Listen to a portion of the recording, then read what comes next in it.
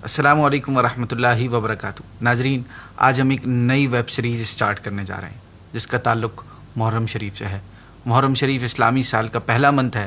یہ بھی ایک عجیب اتفاق ہے کہ آخری مہینہ بھی قربانی کا یعنی ذوالحجۃ الحرام کا، جس میں سیدنا ابراہیم علیہ الصلاۃ والسلام کا اپنے بیٹے کو قربانی کے لیے پیش کرنا، پھر اس کی جگہ دمبا ذبح ہونا اور اس کی یاد میں ہر سال تمام مسلمان قربانی کرتے ہیں۔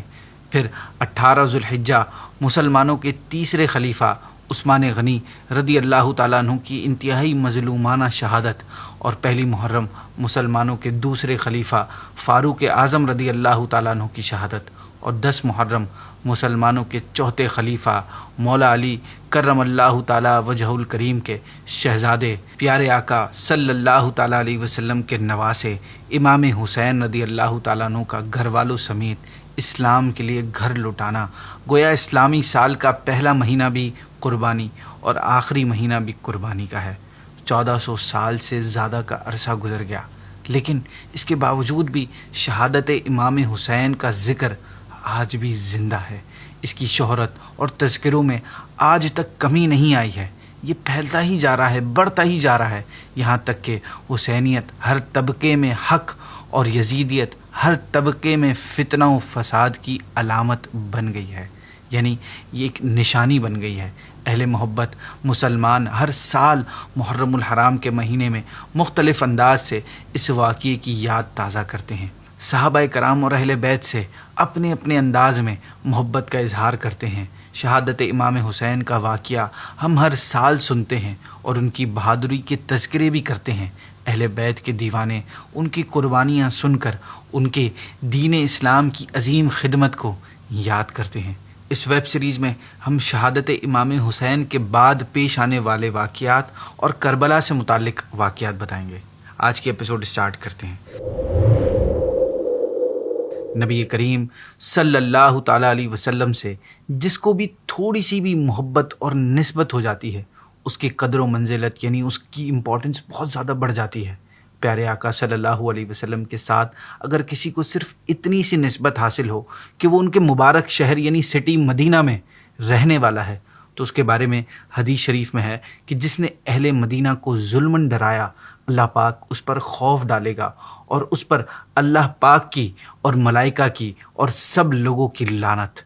اور ترمذی کی حدیث ہے کہ حضور صلی اللہ تعالیٰ علیہ وسلم نے ارشاد فرمایا کہ جس نے عربوں سے بغض رکھا اس کو میری شفاعت سے حصہ نہیں ملے گا۔ اتنا سا تعلق کہ ایک شخص عرب کا رہنے والا ہے، اسے صرف یہ چیز اتنے بڑے مرتبے پر پہنچا دیتی ہے کہ اس سے خیانت کرنے والا حضور صلی اللہ علیہ وسلم کی شفاعت و محبت سے محروم ہو جاتا ہے۔ تو جس حسین کو پیارے آقا صلی اللہ علیہ وسلم کا بہت زیادہ قرب ملا، نبی پاک نے ان کی محبت کو اپنی محبت کہا، انہیں اپنا پھول کہا، ان کی شان و قدر و منزلت کس قدر زیادہ ہوگی۔ ایک اور موقع پر نبی پاک صلی اللہ علیہ وسلم نے امام حسن اور امام حسین کا ہاتھ پکڑ کر فرمایا کہ جس شخص نے مجھ سے محبت رکھی اور ان دونوں سے اور ان کے والد اور والدہ سے محبت رکھی، وہ میرے ساتھ جنت میں ہوگا۔ تو اہل بیت کے فضائل بکثرت ہیں، اور یہ بھی انہی آل رسول کی شان ہے کہ باطل کے آگے سر کٹوا دیا لیکن سر جھکایا نہیں۔ امام علی مقام امام حسین رضی اللہ تعالیٰ عنہ کی ذات اب رہتی دنیا تک کے لیے ایک پہچان بن چکی ہے۔ امام علی مقام امام حسین رضی اللہ تعالیٰ عنہ کی شہادت کے بعد بہت سے ڈیفرنٹ اور اسٹرینج واقعات دیکھے گئے۔ ام المؤمنین حضرت ام سلمہ رضی اللہ تعالیٰ عنہ نے فرمایا کہ میں نے نبی کریم صلی اللہ علیہ وسلم کی وفات کے بعد سے آج تک کبھی جنوں یعنی جو جن ہوتے ہیں انہیں غم میں روتا ہوا نہیں سنا تھا، مگر آج سنا تو میں نے جان لیا کہ میرا بیٹا حسین شہید ہو گیا ہے۔ میں نے اپنی خادمہ کو باہر بھیجا کہ معلوم کریں، تو پتہ چلا کہ حضرت امام علی مقام شہید ہو گئے۔ پھر آپ نے امام علی مقام کی شہادت کے غم میں جو جنات تھے انہوں نے جو اشعار بولے تھے آپ نے وہ بتائے، جن کا ترجمہ یہ ہے کہ ہو سکے جتنا رو لے تو اے چشم، کون روئے گا پھر شہیدوں کو، پاس ظالم کے کھینچ کر لائی موت ان بے کسوں غریبوں کو۔ اس ظلم اور سنگ دلی پر زمین کانپ اٹھی، عرش الہی تھر تھرا گیا، زمین و آسمان خون کے آنسو روئے اور جن نو انس میں صفِ ماتم بچھ گئی۔ خاص طور پر اس ظلم و ستم سے اللہ پاک کے رسول صلی اللہ علیہ وسلم کو کتنا رنج پہنچا ہوگا۔ قلب مصطفیٰ کو جو صدمہ ہوا ہوگا وہ اندازہ اور قیاس سے باہر ہے، امیجنیشن سے باہر ہے۔ حضرت سیدنا ابن عباس رضی اللہ عنہ فرماتے ہیں کہ آپ فرماتے ہیں کہ ایک روز میں دوپہر کے وقت خواب میں نبی پاک صلی اللہ علیہ وسلم کی زیارت سے مشرف ہوا۔ میں نے دیکھا کہ آپ کے بال مبارک بکھرے ہوئے اور غبار آلود ہیں اور آپ کے ہاتھ میں ایک خون کی بھری ہوئی شیشی ہے۔ میں نے عرض کی میرے ماں باپ آپ پر قربان یا رسول اللہ صلی اللہ علیہ وسلم، یہ کیا ہے؟ آپ نے فرمایا یہ حسین اور ان کے ساتھیوں کا خون ہے، میں اسے آج صبح سے اٹھا رہا ہوں۔ حضرت ابن عباس رضی اللہ تعالیٰ عنہ فرماتے ہیں کہ میں نے اس تاریخ اور وقت کو یاد رکھا جب امام حسین کی شہادت کی خبر آئی تو معلوم ہوا کہ آپ اسی وقت اور اسی تاریخ کو شہید کیے گئے تھے۔ حضرت سلمہ جو کہ نبی پاک صلی اللہ علیہ وسلم کی آزاد کردہ غلام ابو رافع کی وائف اور حضرت ابراہیم ابن رسول صلی اللہ علیہ وسلم کی دائی ہیں، وہ کہتی ہیں کہ میں ام المؤمنین حضرت ام سلمہ رضی اللہ تعالیٰ عنہ کی خدمت میں حاضر ہوئی تو میں نے دیکھا کہ وہ رو رہی ہیں۔ میں نے کہا آپ کیوں رو رہی ہیں؟ انہوں نے فرمایا میں نے رسول اللہ صلی اللہ علیہ وسلم کو خواب میں دیکھا کہ آپ کے سر مبارک اور داڑھی مبارک پر گرد و غبار ہے۔ میں نے عرض کی یا رسول اللہ آپ کا یہ حال کیا ہے؟ آپ نے فرمایا میں ابھی حسین کی شہادت گاہ پر گیا تھا۔ ناظرین، امام حسین رضی اللہ تعالیٰ عنہ کی شہادت کے بعد ان کے جسم مبارک کی بے حرمتی کرنے والوں میں سے ایک شخص اخبش حضرمی تھا جو گھوڑا لے کر اپنے ناپاک ارادے سے آگے بڑھا تھا۔ اس کے بعد ہی اچانک قدرت الہی سے نامعلوم سمت سے، مطلب کسی بھی اچانک سے کسی جانب سے اسے ایک تیر آ کر سیدھا اس کے دل میں لگا تھا اور یہ بد نصیب اسی میدان کربلا میں مر کر اپنے انجام کو پہنچ گیا تھا۔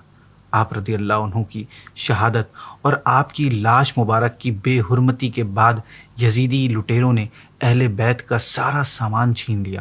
اس وقت ان میں عابد بیمار حضرت امام زین العابدین رضی اللہ تعالیٰ عنہ باقی تھے۔ جب شمر کی نظر ان پر پڑی تو اس نے اپنے سپاہیوں سے کہا کہ ان کو کیوں باقی رکھا ہے، ان کو بھی قتل کر دو۔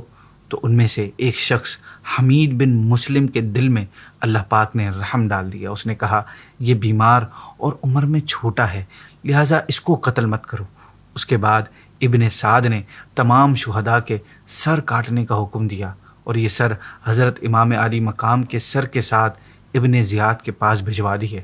یہ لوگ ان سروں کو نیزوں پر لٹکا کر ابن زیاد کے پاس لے گئے۔ خود ابن سعد اس روز کربلا میں رک گیا اور 11 محرم کی صبح اپنی فوج کے تمام مرے ہوئے کو جمع کیا اور ان پر نماز جنازہ پڑھی اور دفن کر دیا، مگر شہداء رائے حق کے جسموں کو ایسے ہی بغیر کفن کے پڑے رہنے دیا۔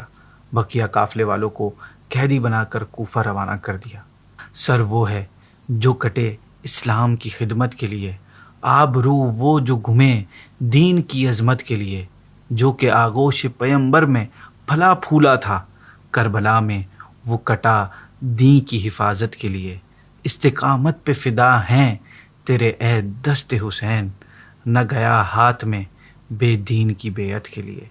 جب عمر بن سعد کربلا سے چلا گیا تو قبیلہ بنی اسد کے لوگوں نے آ کر شہداء کی نماز جنازہ پڑھی اور حضرت امام حسین اور ان کے تمام ساتھیوں کے جسموں کو دفن کر دیا۔ ناظرین، امام علی مقام اور دیگر شہداء کے سر مبارک خولی بن یزید اور حمید بن مسلم کے ساتھ ابن زیاد کے پاس بھیجے گئے۔ جب وہ کوفہ آئے تو ابن زیاد کا مکان بند تھا، لہٰذا خولی امام علی مقام کا سر مبارک لے کر اپنے گھر آ گیا اور اس نے اپنی بیوی سے کہا کہ میں تیرے لیے وہ چیز لایا ہوں جو عمر بھر کے لیے تجھ کو غنی کر دے گی، یعنی مالدار کر دے گی۔ اس نے پوچھا کیا ہے؟ کہا حسین کا سر۔ وہ بولی برباد ہو جا تو، لوگ سونا چاندی لے کر آتے ہیں اور تو رسول خدا کے بیٹے کا سر لایا ہے۔ اس نے طیش میں آ کر کہا کہ خدا کی قسم میں تیرے ساتھ کبھی نہ رہوں گی۔ ناظرین، یہ خاتون بتاتی ہیں کہ میں نے رات بھر دیکھا کہ ایک بہت بڑا نور ہے جو آپ کے سر مبارک سے آسمان تک بلند ہو رہا ہے اور سفید یعنی وائٹ پرندے سر اقدس پر قربان ہو رہے ہیں۔ ناظرین، آج کے لیے اتنا ہی، اس سے آگے کے واقعات انشاءاللہ اگلی ایپیسوڈ میں سنیں گے۔